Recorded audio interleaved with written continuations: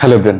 US Israel এবং Iran war নিয়ে বেশ 3-4টা সিরিয়াস আপডেট রয়েছে, যেগুলো গত 20 ঘন্টায় আমি আসলে কোনো ধরনের আপডেট আপনাদেরকে দিতে পারিনি। এর পেছনে বেশ কয়েকটা কারণ রয়েছে, ভিডিওর শেষ দিকে আমি সেগুলো এক্সপ্লেন করবো। আর এই মুহূর্তে যেটা সবচেয়ে বড় আপডেট সেটা হচ্ছে ইরান ইসরায়েল ইউএসএ ওয়ার নিয়ে পাকিস্তান মিডিয়েশনে মূলত অনেক দূর তারা এগিয়ে গিয়েছে। এর মধ্যে গতকালকে যে 10 ডেজ সিজফায়ারের এগ্রিমেন্ট হয়েছে লেবানিন অথরিটির সাথে এবং ইসরায়েলি অথরিটির সাথে, সেটা পাবলিক হওয়ার পর এক ধরনের মানে শান্তি হয়তো বজায় রাখা শুরু করেছে। বাট এই সময়ের মধ্যে লেবাননের সিজফায়ারকে সম্মান জানিয়ে ইরান মূলত আগামী 10 দিন হরমুজ প্রণালী পুরোপুরিভাবে ওপেন করে দিয়েছে। আব্বাস আরাগচি আজকের টুইটে তিনি ক্লিয়ারলি দেখিয়েছেন যে in light off Lebanon ceasefire next remaining যেগুলোতে তারা পুরো হরমুজ প্রণালী শতভাগ ওপেন করে দিয়েছে। এতে ক্লিয়ার ইন্ডিকেশন এটা এসেছে যে আগামী দিনগুলোতে হরমুজ প্রণালী অন্তত নেক্সট 10 ডেজের জন্য সারা পৃথিবীর জন্য ওপেন হয়ে গেছে উইদাউট এনি ইন্টারফারেন্স। কিন্তু এই সময়ের মধ্যে ডোনাল্ড ট্রাম্প আরেকটা টুইট করেছেন যে হরমুজ প্রণালী ওপেন করার ঘটনাকে তিনি স্বাগত জানিয়েছেন এবং তিনি এটাকে স্টেট অফ ইরান বলেছেন। এবং সাথে টুইটে তিনি এটা জানিয়েছেন যে যে ব্লকেড আমেরিকা দিয়েছিল সেটা রিমেইন থাকবে ইরানের জন্য। ইরানের যত শিপ, ইরানের যত মানে ক্রিটিক্যাল জাহাজ রয়েছে এই অঞ্চল থেকে ইরানের বিভিন্ন বন্দরে যাতায়াত করতে ইন্টারন্যাশনাল ওয়াটার ওয়ে হয়ে, সেগুলোকে আমেরিকা সত্যি এখনো ইন্টারোগেট করবে, তাদেরকে টার্গেট করবে, হয়তো ডিস্ট্রয় করবে, অথবা তাদেরকে এই পথে যাতায়াত করতে দেবে না। লাইক আমেরিকান বাপের সম্পদ তৈরি হয়ে গেছে এখানে। সো যদি এটা সত্য হয় তাহলে ইরান যে সম্মান দেখিয়ে 10 দিনের জন্য হরমুজ স্ট্রেট ওপেন করে দিয়েছিল, সম্ভাবনা হচ্ছে নেক্সট কয়েক ঘন্টার মধ্যে এটা হয়তো বন্ধ হয়ে যেতে পারে। কারণ যে হরমুজ স্ট্রেট ইরানের নিজের জাহাজ সে চালাতে পারবে না, সে হরমুজ স্ট্রেট সে অন্যের জন্য ওপেন করবে, এটা ঠিক আমার এভাবে মনে হয় না।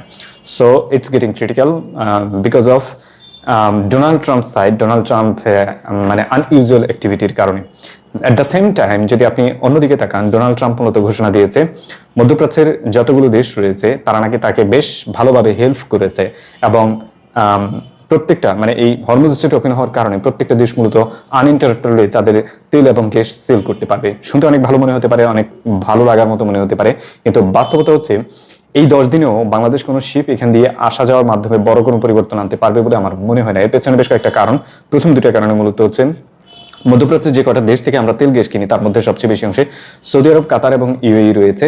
সৌদি আরব এবং কাতার ইউএইর যে পেট্রোল এবং গ্যাস প্লান্ট রয়েছে, মানে ক্রুড অয়েল এবং গ্যাস প্লান্ট রয়েছে, তার প্রত্যেকটাতে ইরান মূলত অ্যাটাক করেছে। সো আলটিমেটলি তাদের উৎপাদন ক্ষমতা এই মুহূর্তে একদম তলানিতে রয়েছে। তারা চাইলেও অনেক বেশি উৎপাদন করে আমাদেরকে দিতে পারবে না। এই কারণে মূলত আরামকো থেকে শুরু করে অন্যান্য যত গ্যাস অ্যান্ড অয়েল কোম্পানি রয়েছে তারা তাদের সর্বোচ্চ উৎপাদন ক্যাপাসিটিতে নেই। সো তারা পৃথিবীর সব দেশকে সমানভাবে দিতে পারবে না এবং আমরা মধ্যপ্রাচ্যের এই দেশগুলো থেকে সমান গ্যাস এবং ক্রুড অয়েল পাওয়ার সম্ভাবনা একদমই জিরো পর্যায়ে রয়েছে। সো এটা মানে অনেকটা আকাশকুসুম হয়ে যাবে যদি আমরা ভাবি যে আমাদের তেল গ্যাসের সমস্যার সমাধান হয়ে যাবে নেক্সট 10 ডেজে। এটা ভুল, কোনোভাবেই সমাধান হবে না।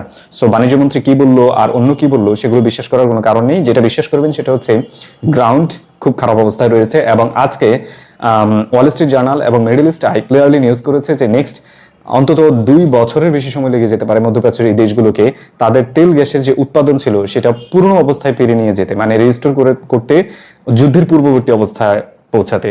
সো এটা আমাদের জন্য গুড নিউজ নয়, অনেকটাই ব্যাড নিউজ যদি এটা ডিপলি তাকাই।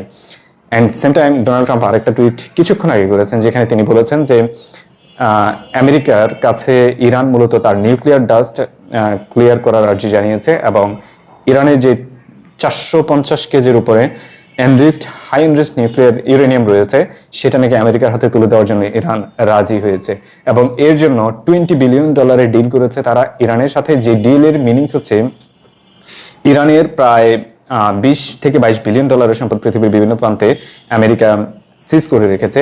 সেই সম্পদ ইরানকে তারা বুঝিয়ে দেবে এবং ইরান মূলত তাদেরকে নিউক্লিয়ার ডাস্ট এবং নিউক্লিয়ার এনরিচড ইউরেনিয়াম যা আছে সব তাদেরকে ফেরত দিবে।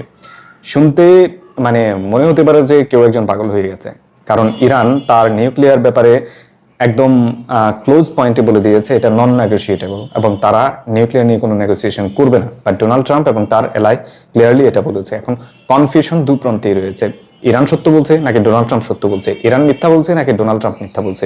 কেউ একজন মিথ্যা বলছে, কেউ একজন সত্য বলছে। কোনটা সত্য কোনটা মিথ্যা এটা ফাইনাল ডিল হওয়ার আগ পর্যন্ত আমরা আসলে বুঝতে পারবো না এবং ফাইনাল ডিলটা হয়তো বা হতে পারে নেক্সট সানডেতে পাকিস্তানে। ডোনাল্ড ট্রাম্পের চান্স আছে যে এই সময়ের মধ্যে পাকিস্তানে সে জয়েন করতে পারে, অ্যান্ড নাও আছে, কারণ হচ্ছে ডিলের ব্যাপারে যে শর্ত, এই শর্ত যদি প্রি অ্যাপ্রুভ না হয় তাহলে ডোনাল্ড ট্রাম্প পাকিস্তানে আসবে না, ইরানিয়ান কোনো অথরিটি লাইক গালিবাব কিংবা আব্বাস আরাকসি অথবা প্রফেসর মোহাম্মদ মারান্ডি কিংবা তাদের ডেপুটি FM কেউই মূলত পাকিস্তানে আসবে না, এটা তারা আগেই বলে দিয়েছে। এবং আজকে ইরানিয়ান পার্লামেন্টের স্পিকার্সরা স্ট্রংলি আওয়াজ তুলেছে যে তাদের যে 10 পয়েন্ট রয়েছে সেটাতে তারা কোনো ছাড় দেবে না, এর বাইরে যদি কোনো কিছু নিয়ে কথা বলার থাকে সেটা নিয়ে কথা বলতে পারে। এবং এখনো তারা তাদের এই পয়েন্টগুলোতে খুব স্ট্রং অবস্থান ধরে রেখেছে।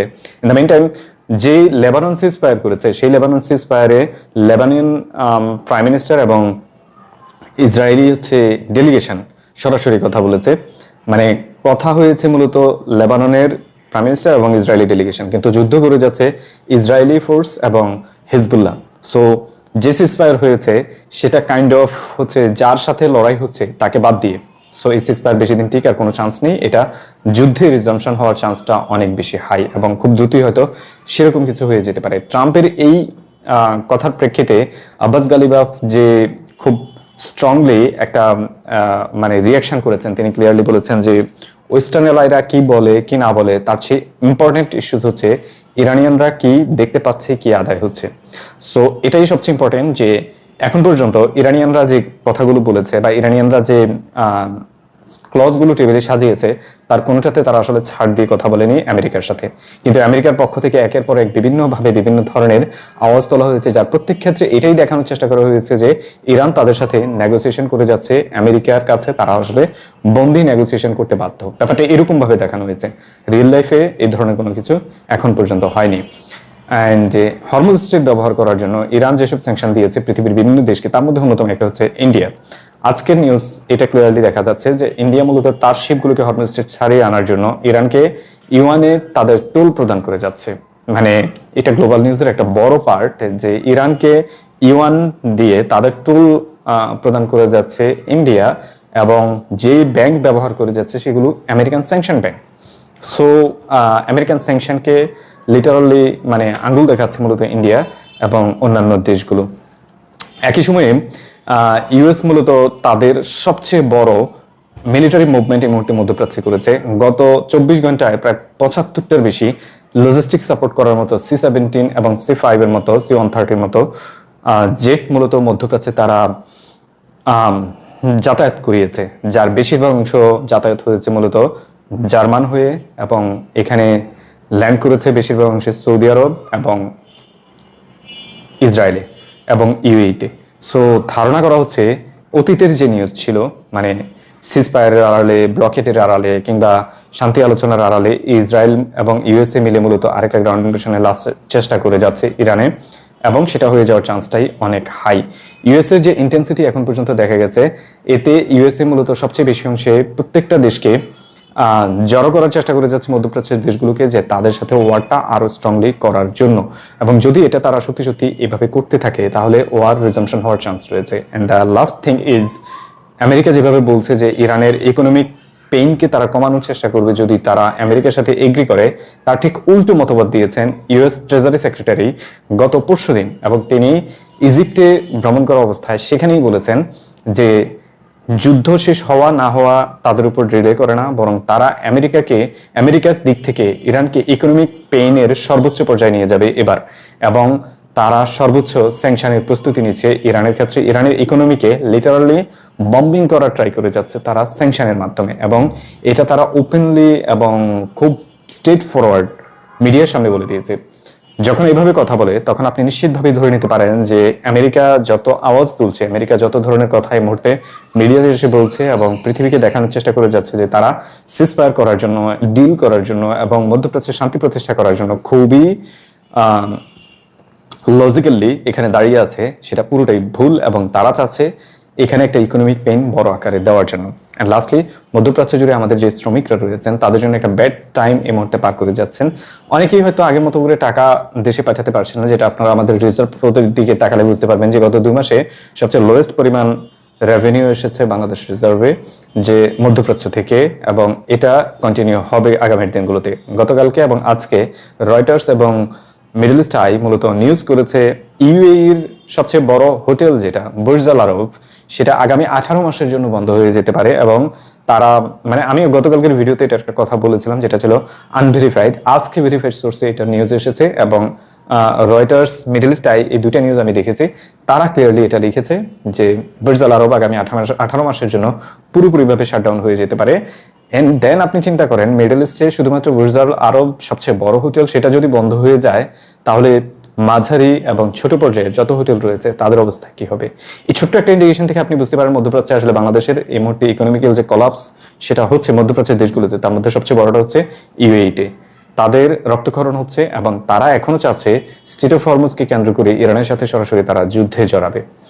এবং আপনাকে আমি জানিয়ে রাখি, ইরানের সাথে যদি ইউএই সরাসরি কোনো যুদ্ধে জড়ানোর চেষ্টা করে বা কোনোভাবে করে, তাহলে ইরান প্রথম স্টেপে তাদের দুইটা দ্বীপ আছে এখানে, শারজার কাছাকাছি এরিয়াতে এবং দুবাইয়ের কাছাকাছি এরিয়াতে আরেকটা, এই দুইটা দ্বীপকে তারা প্রথমে দখল করবে নেভাল ব্লকেড, নেভাল অ্যাটাক করে, এবং এরপর হয়তো তারা দুবাইয়ের কোস্টাল এরিয়া দখল করার চান্সও নিতে পারে।